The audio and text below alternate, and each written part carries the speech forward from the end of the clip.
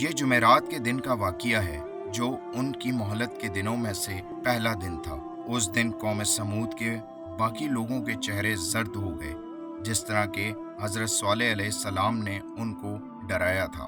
جب شام ہوئی سب پکار اٹھے، واہ ایک دن گزر گیا۔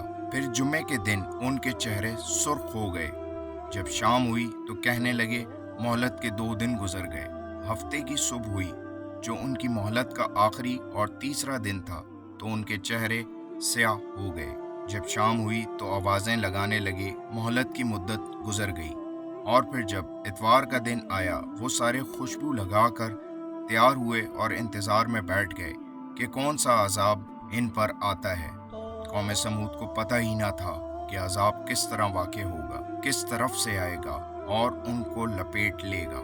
جب سورج نکلا اور چمکنے لگا تو آسمان سے ایک چیخ آئی اور ان کے نیچے سے زلزلہ آیا۔ ان کی روحیں نکلنے لگیں۔ قوم سمود کے لوگ تڑپ تڑپ کر ختم ہونے لگے۔ ان کی حرکات ٹھنڈی پڑ گئیں، آوازیں بند ہو گئیں اور سب کو حقیقت معلوم ہو گئی، اور وہ اپنے گھروں میں اوندے منہ گرے پڑے تھے۔ محض ان کی لاشیں تھیں، ان میں کوئی حرکت نہ تھی۔